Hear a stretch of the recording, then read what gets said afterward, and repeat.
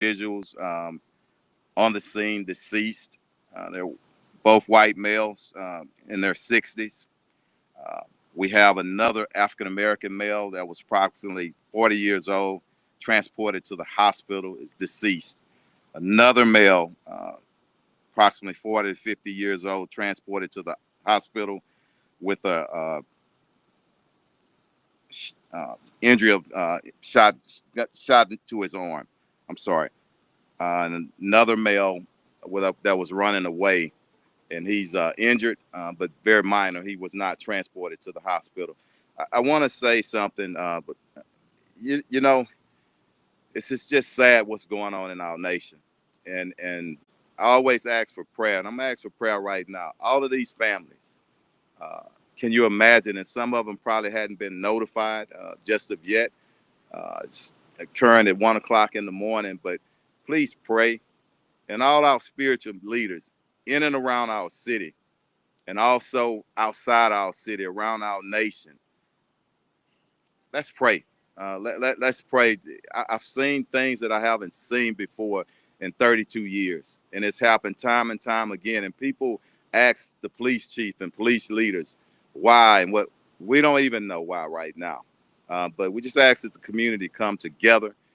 A little bit about the officer, and I'm so proud of him, and I'm so proud of the response from HFD, getting here, putting their lives on the line, really not knowing probably when they arrived that it's a shooting call.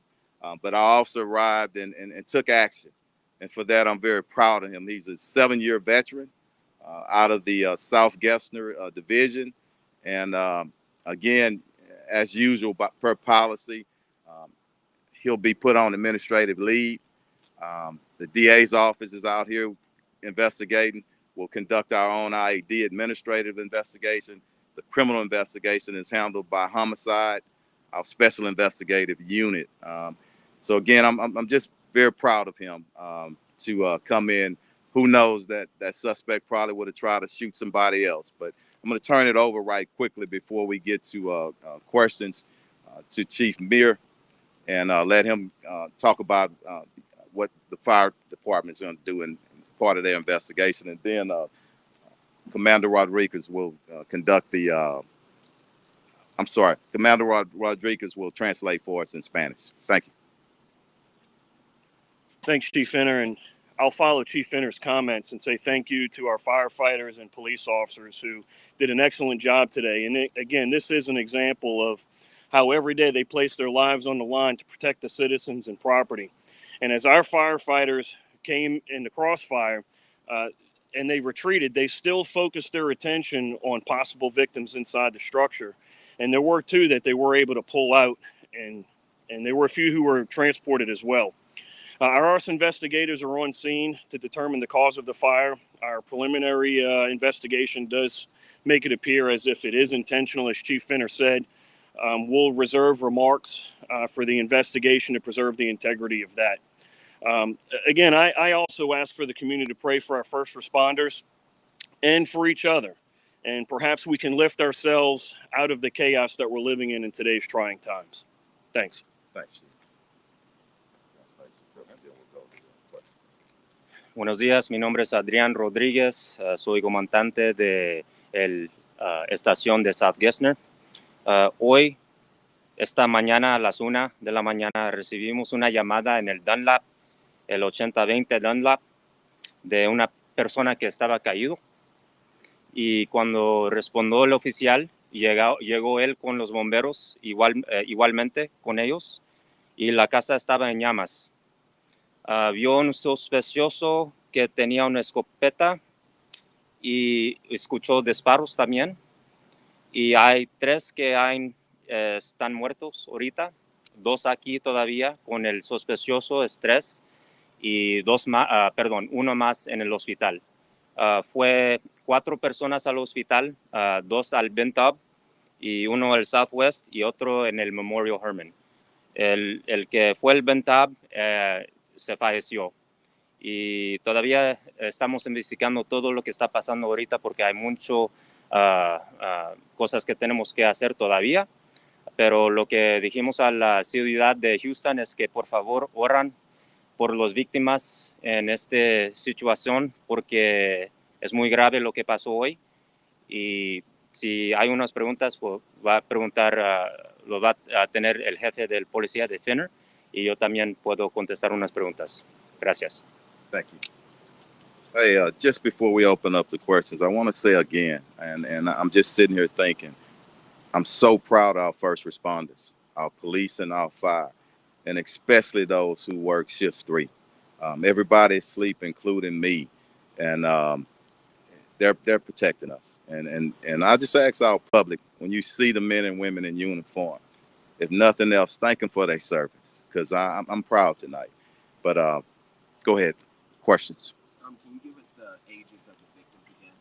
It's going to be approximately age, and I'll just run down them real quick, and we hadn't confirmed that. Black male, age 40, in his 40s, deceased. Two white males in their 60s. Okay, the other individual that's transported to the hospital that's critical, he's going to be between 40 and 50. White male, I don't have that age, that was shot in the arm that was transported, and the suspect, we believe him to be an African-American male, age 40. Anybody else? Go ahead. Yes, Chief. So we know that out of those that were deceased, one was the suspect. The other victims, whether they are deceased or are still injured, were they the residents in the neighborhood? We believe, thanks for asking. Let me add this, and I don't like to speak prematurely too much, but we're told here at the scene that the suspect was recently notified of an eviction. He's been a long-time resident here, and that may have been a trigger point for him. I don't know, but that's part of the investigation. But everybody that was shot here, we believe at this moment, and it could change. It's early on in the investigation, but we do believe them to be residents here. And this is a multi-unit rental property. Yes. Do we know how many people were in the house? Multiple people. I think at least 5 or 6 additional individuals who wasn't hurt, but again, it's still an active scene. Yeah. How many guns were recovered from the suspect? We just have that one shotgun right now, but as daylight hits in, we're going to still be out here processing the scene, but shotgun right now. And can you repeat again, as soon as our firefighters got on scene, the suspect was just immediately open fired on them?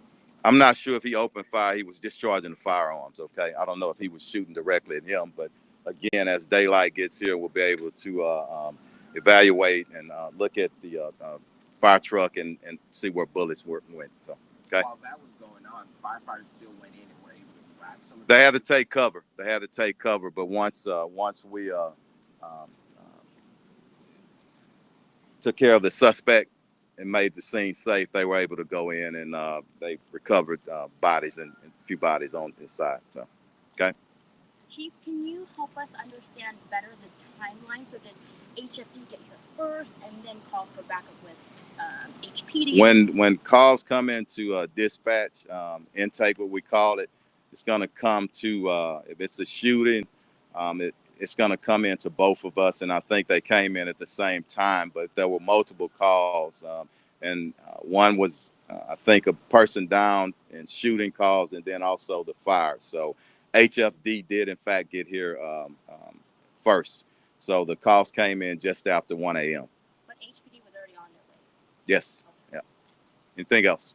Good. Any prior, do we know if the suspect that's deceased has any prior history of mental issues? Or We don't know. That's going to be a part of the investigation, and definitely we'll get that out to everybody as soon as we can. Okay. One final question. Go ahead. All of the other victims who are not the suspect were shot by the suspect, not in like crossfire or anything like that? We don't know right now. We believe that he was the only person shooting out here, but it's early on in investigation, and I don't want to just say that, with verifying that right now. Just that's what we believe at this time. One suspect shooting, and I know we had one officer discharged. No officers, no firefighters injured? No, ma'am. And is it just men that live at this property, or just the victims we know are men, but is it just?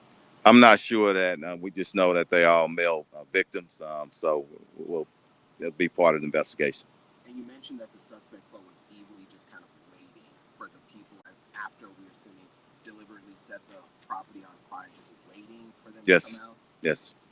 Yes.